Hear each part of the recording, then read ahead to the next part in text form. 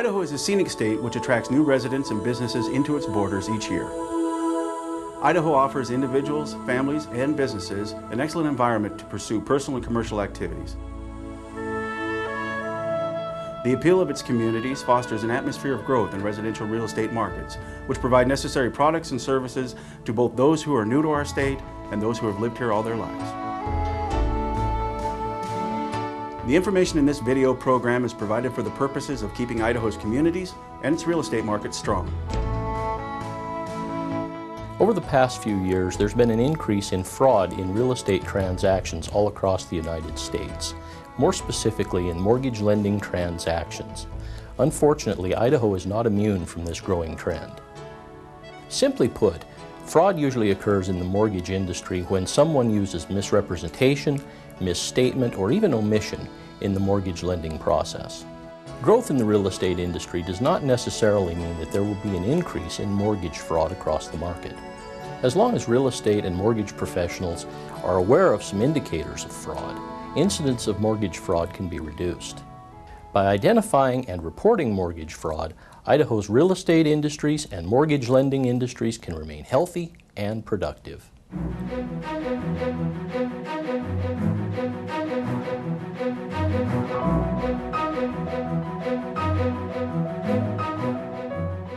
The following scenario typifies one form of mortgage fraud made through misrepresentations and omissions during the process of applying for a mortgage loan. This is a common form of mortgage fraud. Okay, Scott, I've got all your debts loaded in. Now tell me, what is yours and Donna's combined annual income? $137,000. Scott forgot to say he pays $800 a month in child support for his 7-year-old daughter. Forgot about that. You always forget about that. Do we need to add that to our debts? Well, yes, it probably should be included, but let's see how the numbers work out without the child support before we put it in. Okay, let me get your income in. All right, well, it looks a little off. What do you mean off? Don't we qualify? Well, hold on now. Everything's all right. We're just a little off on your debt ratios. First of all, I think we should leave out your child support for sure. And now, even with that, we still need about $8,000 more in income. Is there any income you forgot to tell me about? No, we're both on salary and we don't even get overtime. Well, do either of you get bonuses? No, seriously, $137,000, that's it. Look, Carol said that you'd make sure this loan went through. Okay, and we will. Let's see now. Will either of you be getting a raise anytime soon? Not really. I mean, nothing that either one of us knows about. Well, I bet you probably will. I mean, let's face it. With the economy the way it is right now, I'm sure you will, okay? Let's just say, Scott, you'll get $6,000 more this year, and Donna, you'll get $3,500 more this year. You know, that sounds realistic, right? Don't you think? Is it okay to just guess like that? Donna, he's just trying to help us out. I mean, that's why Carol sent us to him. He's supposed to be creative. I'm just here to help you guys. And we appreciate your help. It's just that we've never done this before. I understand. Okay, that's it. Those numbers work. Now, let's take a look at your credit report that just came up on the screen here. Oh, this looks great. You guys have great credit. We just bought a car. It's probably not on there yet.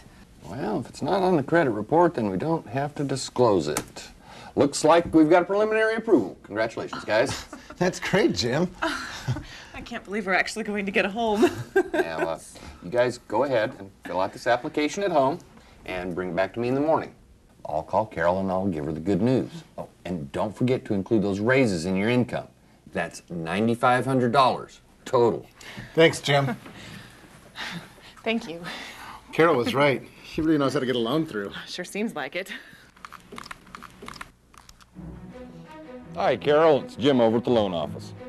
Got Donna and Scott approved. Yeah, no problem. Hey, glad to help. Real estate licensees who become aware of this type of misrepresentation should report the misrepresentation to their designated broker, to the Idaho Department of Finance, or to the Idaho Real Estate Commission. Misstatements made in the mortgage loan application represent a majority of all incidents of reported mortgage fraud. People who engage in this kind of fraud could be consumers who are desperate to acquire a piece of property, or possibly real estate professionals who are too eager to close a transaction. Along with misstatements of income or omissions of liabilities, other misrepresentations of assets and employment are typical in loan application fraud.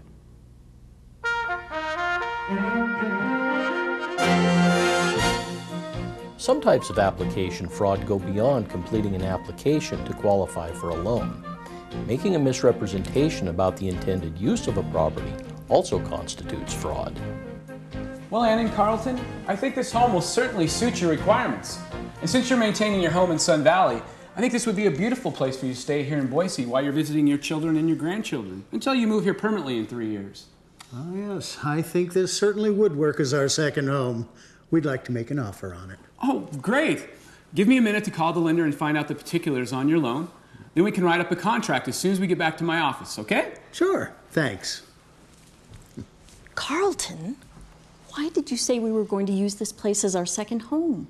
You know I don't want to live in this neighborhood. And besides, I thought we were going to use it as a rental. I told you we're not going to live here, Anne, but it's a good rental property. And we'll be $500 ahead every month after we pay the mortgage with what the tenants will be paying us. So we'll get a better deal on the loan if we say we're going to live here. We won't have to put as much down, and we'll get a lower interest rate as well. Aren't we the smart real estate investors? By misrepresenting property use, a borrower may be able to reduce the interest rate on his mortgage loan and may actually be able to reduce the required amount of any down payment. You should talk to your consumers about the risks they are taking. You should also talk to your designated broker. And remember, your best defense is a written disclosure to the actual loan underwriter. Property use misrepresentation can commonly occur when the borrower owns more than one property or is purchasing a second home or investment property. This represents a double contract because there are actually two agreements. There's one in writing, and there's the other one that's a wink and a nudge between the originator and the two consumers. According to federal agencies, many failed mortgages are the result of fraud conducted by real estate professionals and mortgage industry professionals. This is often called fraud for profit and can appear as a legitimate mortgage transaction. So you got the addresses for the comps. Great. Now, with the recent sales prices, you should be able to support the appraisals on these other properties. Well, we may have to ladder a couple of the transactions so we can use their sales value as a future comp. Sure, we can do it like that. Talk to you soon. He's on board then. Oh yeah, he can get the values we need. Now, we need to get those purchase agreements done and the applications. I have the purchase agreements written out. We just need the buyers to sign. How many people did you say you have in this investment club? Right now, the 5 that I gave you for the purchase agreements. They're ready to go, thankfully. It's about time I get out of those loans. I've still got 2 more purchase agreements to make, but the investors are hot to spread the word on the deal we've got going here. And who wouldn't be? I mean, they're getting 15% cash back on these purchases. We just need Jim to get the financing, and then we can get started on that other project. These are all good credit borrowers, Brandon. Now, the only thing we need to seal the deal are those employment verifications from Tom's investment company. So, Tom, are any of the investors going to live on the properties? No. Once they get assigned back to me, I'll turn them around as quickly as I can, or I'll rent them out if I have to. I was just asking in case we need to do any other loans for your company. I mean, all of these are being submitted as primary residences. Oh, well, we might have to juggle some of the information to do future loans for them. Don't worry so much about them, Jim. Worry about me. If I can't get into that project soon, you're going to lose a whole lot of income. Jim's got it under control, Tom. We're all going to make this work. Elements of fraud in the preceding scenario included misstatements about income and employment, the use of straw borrowers, and the use of overvaluation of property in order to obtain cash through the closing of the transaction. The real estate professional involved in this transaction can lose his license to do business, face civil penalty fines, and may even face federal charges. This type of fraud for profit can be used to support illicit investment schemes, money laundering, and even drug-related activity. These types of mortgage fraud teams have been operating in every corner of the state of Idaho.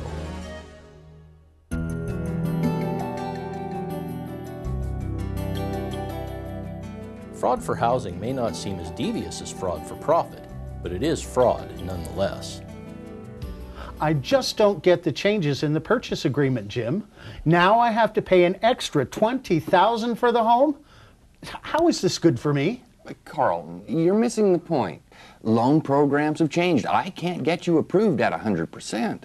But since the property appraises so high, I can get you a loan for the full amount you needed. But with a loan this size, don't I have to come in with a down payment? I just don't have that kind of money. And I'm not paying this much for that house. This is just a paperwork thing, Carlton. Listen, this is going to work out better for you. You only have to come in with the financing that I'll get for you. And I'm even getting you a better interest rate because the loan to value is less. But you still haven't told me how this is going to work. It's simple. We'll just use some money the seller has on deposit to verify that you have money to close. And at closing, it's just a ledger entry. I have it all taken care of. Well, we've been doing business together a long time, Jim. And if you say it's going to work this way, I'll trust you. But please, no more surprises. This is all we have left to do. I'll see you at closing. Hey, Jim. Can I speak with you for a sec? I have a couple of questions on Mrs. Larson's loans. Whatever you need, Jen. I was going over the applications for her purchases, and I thought, well, this isn't right, is it? She's applying for 2 properties. One is owner-occupied, and the other is a second home. I guess that's right, Jen. That's what she told me. But we just refinanced her primary residence last week, that beautiful home she bought last year. Why would she be buying this duplex as an owner-occupied home? And the second home is in the same city as the duplex. Like I said, that's what she told me when I took the applications. Besides, it doesn't matter. Both of those files are going to different lenders anyway. They'll never even know. And if she needs a letter of explanation for the purchase of the duplex, I can always write a note that says she and her husband are separated and they're renting the property until it sells. I'll bet she already has a renter. I'll give her a call. But this doesn't Hey, seem... don't worry about it. I'll take care of it from here. This is a classic double contract. The purchase price is manipulated to create the illusion of a down payment for this consumer. Fraud for housing usually occurs only when the borrower attempts to obtain a property through fraudulent misstatements or misrepresentations. Fraud for housing can also involve the use of falsified documents like leases, income statements, and gift letters. The penalties for fraud for housing are the same as those for fraud for profit. Those who engage in this type of misrepresentation and financial fraud face both civil and criminal fines and penalties.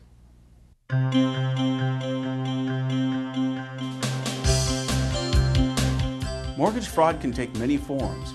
Asking questions to identify information, understanding the elements of the transaction, and getting to know all the parties related to the transaction are just some of the ways that you can help identify mortgage fraud. Ms. Carter, I've reviewed the contract and I find it to be a very good offer. It's full price and the buyer isn't asking you to pay closing costs. They want to close in a month. Well, sounds good so far. And they want to do an inspection. This is absolutely normal, of course. I know you just had your home inspected before placing it on the market, so... That's right. And their inspector shouldn't find anything wrong with my house. Good. Now here's something a little different. The buyer is listed as Bob and Jane Doe and/or assigns. What this means is the buyer could assign this contract to anyone, their neighbor, their LLC, whatever. Why do you think they'd want to do that? There are some legitimate reasons to do it, but in some cases it can be used in the process of mortgage fraud. We'll need to clarify this in order to proceed. Sometimes the property can become tied up and at the last minute the deal can fall through due to underwriting conditions. So I suggest that we write a counteroffer and remove the assignment clause. All right, let's do that. Okay. Mortgage lenders may want to look more closely at the accuracy of a property valuation when a purchase contract is assigned. Sellers may want to speak to their real estate professional when they encounter a purchase contract assignment. The following red flags may indicate loan fraud is present in any given transaction. Did the buyer get money back at closing? Do the recording fees charged match up with the actual documents? Do all junior mortgages match the purchase and sales agreement? Are there any broker bonuses and do they match the actual amount of the down payment? Are the sales commissions abnormal or are they based on the loan amount instead of the purchase price? Are you being instructed to have the title company leave something off the closing statement, to not record something, or to record documents after the escrow has closed? Are you being asked to use an appraisal that has already been completed? Are you seeing sweat equity with different value for different buyers? And finally, was sweat work performed that seems to be beyond the capacity of your borrower?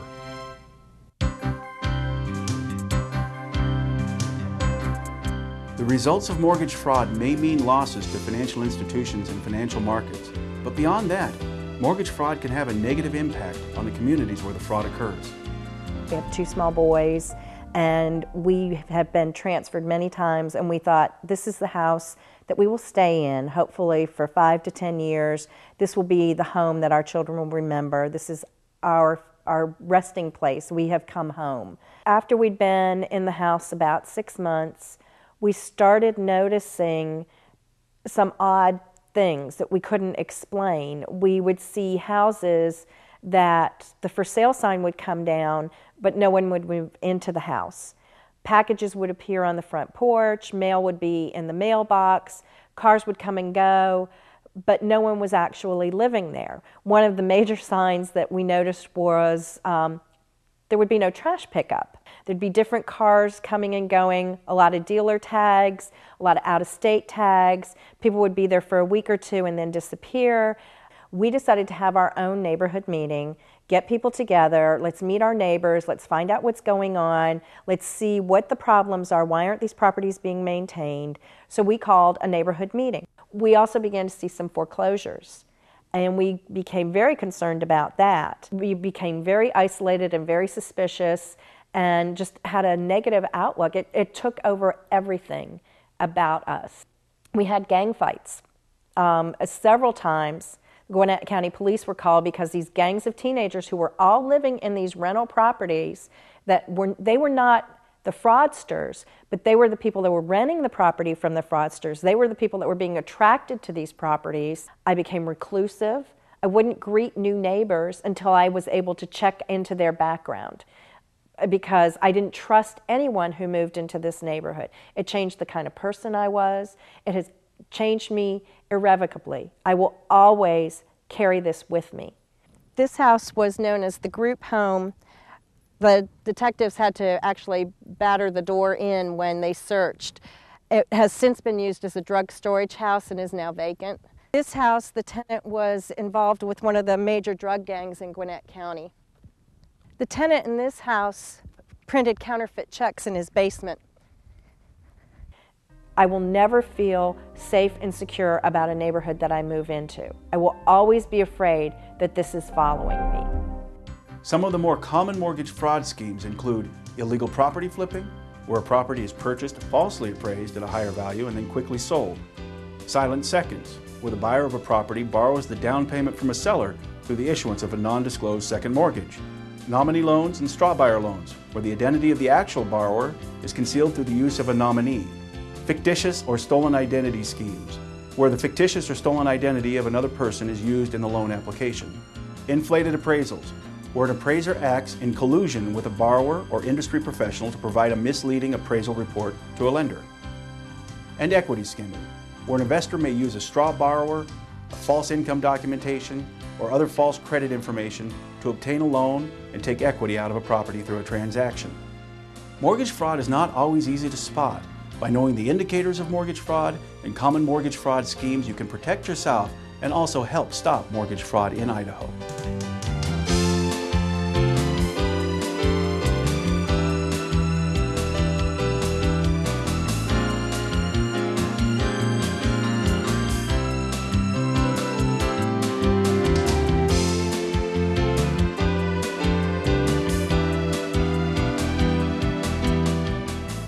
With a positive effort by Idaho's real estate and mortgage professionals, our markets can continue to thrive, all the while offering consumers access to healthy financial services. And thanks for watching.